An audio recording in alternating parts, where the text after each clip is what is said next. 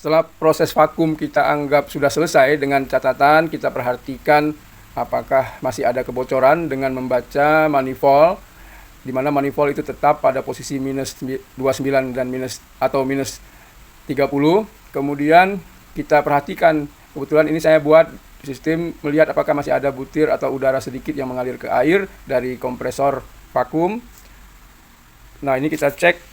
Kalau dalam proses pengecekan vakum ini masih ada gelembung udara seperti ini, maka ini menandakan adanya nipple-nipple yang kurang rapat kemungkinan, karena jumlah udara yang mengalir sangat sedikit. Tetapi boleh juga diupayakan supaya ini menjadi tidak ada sama sekali butiran tersebut. Artinya kita yakin pada saat nanti memasang atau mengisi freon. Nah, Anda lihat kalau seperti ini artinya masih ada udara walaupun sedikit, tetapi ini kadang-kadang bisa diabaikan, bisa jadi bocornya pada sambungan-sambungan nipple alat manifold kita. Lalu kita cek lagi dengan menggunakan kaca untuk memastikan apakah ada lasan kita yang retak ataupun tidak sempurna sebelum kita isi freon. Kemudian kita sabun supaya melihat lagi dengan catatan kompresor kita nyalakan lagi. Nah, ini kita lihat. Nanti uji berikutnya adalah tetap memakai sabun seperti ini pada saat kita sudah mengisi freonnya. Lalu kita pasang freon. Kemudian kita beri tekanan tanpa mesin nyala atau kompresor nyala, lalu kita cek lagi dengan sabun apakah ada kebocoran halus, karena dengan adanya freon tekanan menjadi lebih kuat dan bisa mengecek kalau ada bocor yang halus.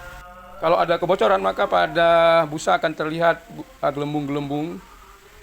Nah, kalau tidak ada maka kita lanjutkan dengan mengisi freon bertahap sedikit demi sedikit.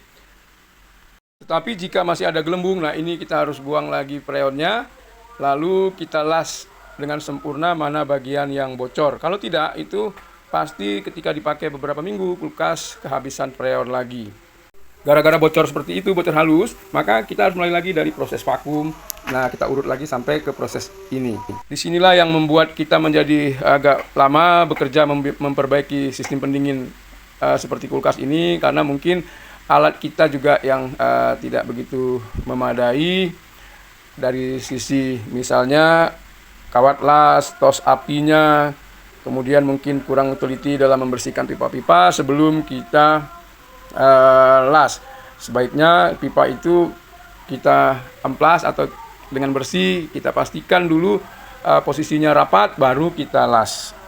Nah, semua sambungan las kita sabun tadi. Nah, kita belum mengecek lasan atau karena kita tidak mengelas bagian evaporator, kita tidak mengecek apakah ada bocor di bagian evaporatornya. Nah, kalau ada bocor di bagian evaporator, nah ini menjadi pekerjaan lebih panjang lagi. Nah, di sini setelah saya cek tidak ada masalah. Sepertinya dengan lasan, lalu saya lanjutkan dengan mengisi freon untuk mencapai tekanan 5 PSI. Mengisi freon ini banyak metodenya, tetapi saya menggunakan metode yang pertama, saya isi sedikit-sedikit, lalu saya tes.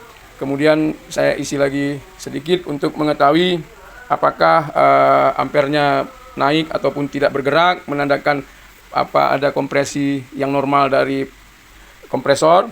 Sambilan saya mendengar suara kompresor apakah berubah bunyinya menjadi kasar, atau kadang-kadang klepnya juga di dalam yang sudah rusak karena sudah tua, kita nggak tahu.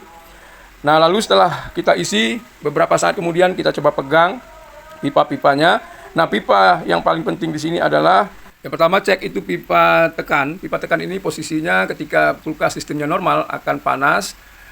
Kemudian pipa balik itu akan dingin. Kemudian ini pipa filter itu akan hangat. Nah, dalam pipa balik itu kalau bisa dicapai dengan agak berembun, nah itu sangat bagus, tetapi tidak banyak embunnya. Jadi sistem kita itu terasa kering dan kompresor tidak berat bekerja. Kalau pengecekan pipa oke, kemudian kita pegang kompresornya apakah panas sekali ataupun hangat, masih bisa dipegang. Kompresor memang pada saat nyala itu panas. Nah, kemudian kita cek tekanan dari freonnya. Kita pastikan jarum manifoldnya tidak bergerak-gerak. Kalau bergerak-gerak artinya ada kesumbat. Nah, kemudian kalau sudah beberapa menit atau beberapa setengah jam lah katakan, kita pegang bodi kulkas mulai hangat. Tidak boleh terlalu panas karena bisa menyebabkan bodinya nanti menggelembung atau melengkung. Lalu kita cek ampernya. Jadi pada saat pemasangan freon juga tadi kita cek ampere. Nah, ini saya gunakan ampere analog, agak sedikit susah memastikan berapa angkanya. Lalu sambil kita tunggu-tunggu, kita pegang lagi pipa-pipanya. Nah, kemudian bodinya saya lihat sudah hangat, tidak terlalu panas. Berapa tekanan freon yang standar itu 5 sampai dengan 10 psi.